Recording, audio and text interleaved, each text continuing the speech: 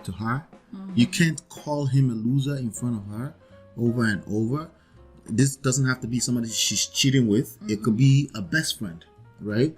So you could get caught up in your feelings that you really start to show that in your behavior, and you start calling somebody she considers a best friend, you start calling that person a loser. What you're going to do is that you're going to attract what you fear the most. Yeah, you're going to push her to the person. You're going to push her into that person. She may actually end up sleeping with that person. And no, we can't judge you, but you will lose your marriage. You get it? Right? No, you're right. We can't judge you, but you can potentially lose your marriage. That's why I always say these things are not about right and wrong. It's about understanding game. It's about understanding how to move on a moment by moment, daily by daily basis, so you can achieve what you want, which is an awesome marriage, blissful, where right and wrong doesn't even come up. Right? But when you make it about right and wrong, well, naturally you want to accuse that. All right, separation, how to win my wife back from stupid friends. Oh my goodness. All right. So here's a quick one. Let me this is an email. My wife moved out. I think it's an email or a chat, one of the two. Okay. Oh yeah, you can chat with our support system at lolaola.com, just so you know. My wife moved out 2 months ago after 9 years of marriage with 2 children, and say there's nothing left to work on. We tried everything and she's not getting what she needs, and needs more than this, and needs more in this life, or something like that. Or needs more than this life. I'm like, well, people have typos and stuff. All right. But clearly, this person feels like this was longer. I just have to cut it short. This person feels like friends are influential. There's a lot of people that go through that. Sometimes they feel like it's the sisters that are influential. Sometimes they feel like it's the mother. Right? So, how to win my wife back from stupid friends? How do you win your wife back from stupid friends, family, blah, blah, blah? How do you do that? First of all, how to win your wife back from stupid friends? First of all, stop calling them stupid. That's probably one of the reasons why you lost your wife. I could tell that, I might be wrong. Yeah. That you've been... Go ahead, continue. You've been engaged in some kind of arguments with her over these stupid friends. The energy that you're bringing, arguing about her friends. First of all, you want to back the hell up. Yeah. You want her to know that. You want her to feel that you don't even care. As in about those friends. Because there's no way you didn't make it about the friends. Everything that happens in your marriage, it's your friends that is teaching you. It's your friends that is, it's because blah, blah, blah. And the more you say that to a woman, first of all, you're telling her she's stupid. She can't make decisions for herself. She's gullible. You're going to push her away. You will push her away. Yeah. So if you want to win back your wife, first of all, stop everything you're doing. Stop engaging about the friends. Don't worry about that. Go and do what you're supposed to do. Focus on yourself first and come back to your wife. And anything that you guys have issues on should be strictly between you guys. Yeah. I hate when it spreads to the family and the friends. So this person is saying, but it's already spread to the family. She spread it. Why? How should I handle it? How would you handle that? How would you answer that? If this person says, no, but she spread it, I didn't spread it, and she keeps going back there. But you still have to disengage, because if you keep going, it's going to keep getting worse. She goes out at night and get drunk with her sisters, and she come up late night and expect me to say nothing. This is the person you married? Yes. Okay. How can I win my wife back? They're taking my wife away from me. I'm sorry to say, this is when I feel like a guy is controlling. Like, calm down. You know why I'm laughing and giggling? Why are you laughing and giggling? Because I like it when we're able to tap into real life, how it actually plays out. Right. This is how it plays out in real life. People have all of these different insecurities. It's mixed up with controlling behavior. Right. And it's very, very confusing. Controlling behavior, lack of trust. Well, you can't trust.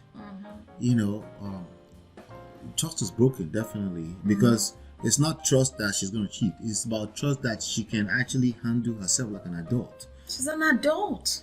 Well, she's acting like she's not an adult. In your eyes. In my eyes, right? So we're talking to that person, right? Right. They feel like their wife is acting like she's not an adult. First step, you committed to a marriage. All of this feeling nonsense stuff is a duty. You're supposed to show up how you're supposed to show up, and period and point blank. You know, that's how a lot of men feel these days. And when someone refuses to show up, what do? First of all, stop trying to control the situation. Yeah, it's a false sense of control, and that's what it comes down to. You know, that's what it comes down to. So you're absolutely right, everything you said. It's the same thing when, let's say, your wife is entertaining a loser on the side somewhere, you know, and this is, you know, it's the same thing. It's something that you absolutely cannot bring up to her.